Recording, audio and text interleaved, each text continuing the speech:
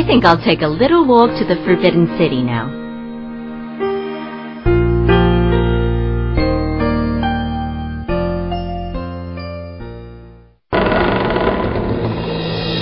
The Forbidden City is located directly to the north of the Tiananmen Gate.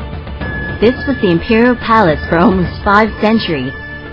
It was the home of the emperor and his household, as well as the ceremonial and political center of the Chinese government. The Forbidden City, at 72 hectares, is the world's largest palace complex. It took 14 years to build, and today it houses the Palace Museum.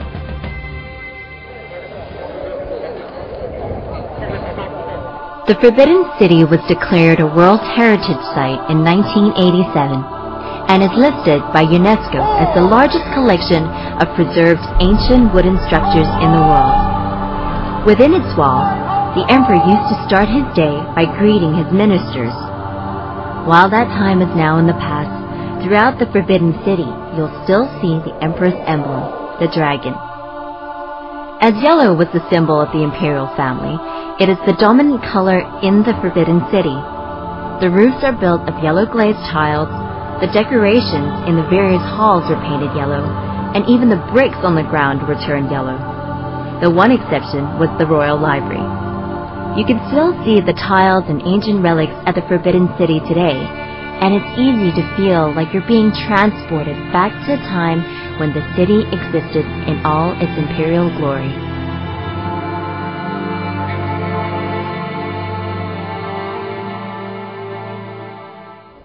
It's amazing. You know, in the past, every girl dreamt of entering the palace as a concubine or a mistress. But once they were within these walls, they wouldn't be allowed to leave, or it was really hard to at least. You know, can you imagine how many lives and stories these walls contain? It's amazing stuff. And I've been thinking about it a little as well. If given the choice, would you live here? And now, all that's left are the memories and the treasures and the stories. Entry into the Forbidden City will cost you 60 yuan, a small price to pay for a feel of the ancient city. Once you exit the north gate of the Forbidden City, just a short walk across the street is our next stop, Jingshan Park. Jingshan Park is one of the most famous parks in Beijing, and Jingshan Hill offers one of the best views around. I'm standing at the highest point of the central axis line. And I'll tell you this, the view is amazing. You can see the roofs of the Forbidden Palace stretch right across down south. So beautiful.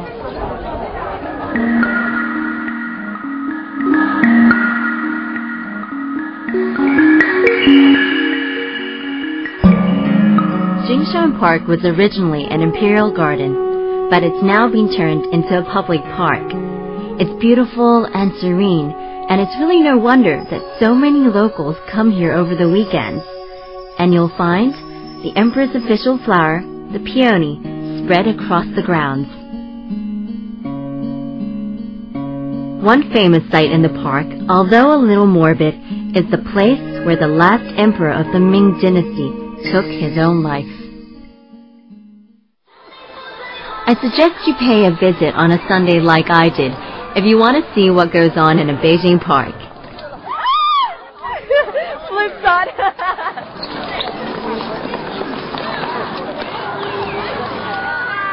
It can get a little crowded sometimes, but that just adds to the atmosphere. Aside from Tai Chi and meditation, the locals believe that singing is both good for your health and helpful in preventing depression. That's why 1,000 people congregate at the same spot every week to sing together. Now that's dedication.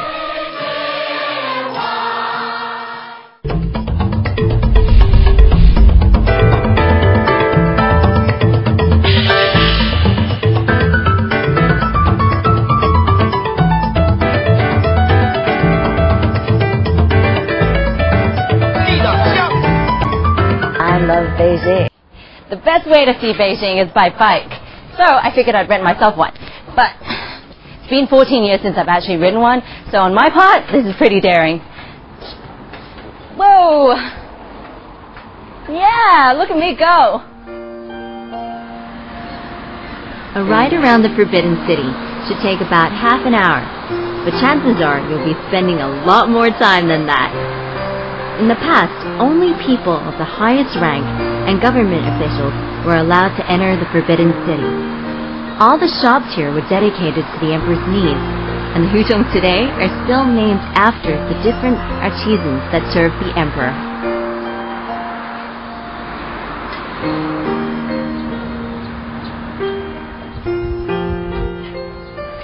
Wow, look at that. In the past, there used to be a lot of temples in the imperial city, right? But nowadays, they're used as homes for, like, the common person. And you can still see, like, right up there where the tiles are, it's got the yellow and the dragons that used to be used only for the emperor. It's so amazing that it's lasted this long.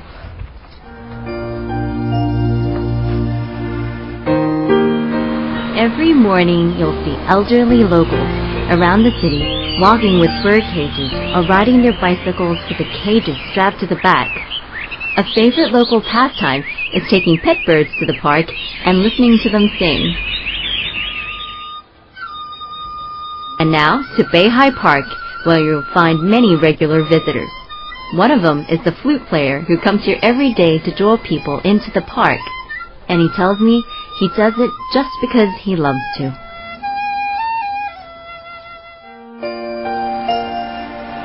Beihai Park, neighboring Jinshan Park, is located northwest of the Forbidden City.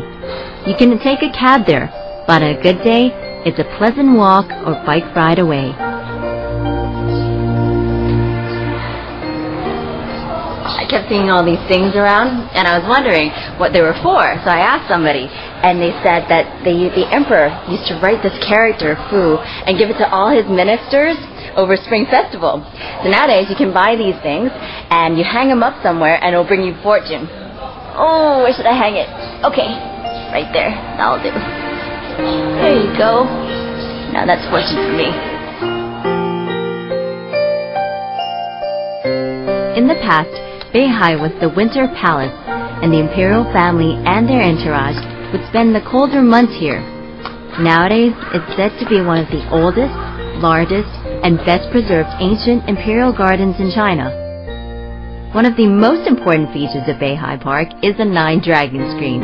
In the past, the number 9 and the dragon were a symbol used only by the emperor, and 9 in Chinese is jiu, which sounds like the word for longevity.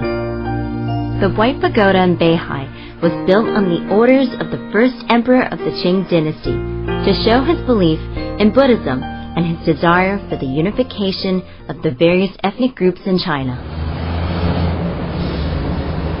Now I've heard that just around the corner from the Forbidden City is a man who has been making opera masks for over 20 years. Ah! Okay, he's the guy I'm looking for. Whoa! Hey, how are you? Hey, 你好. 你好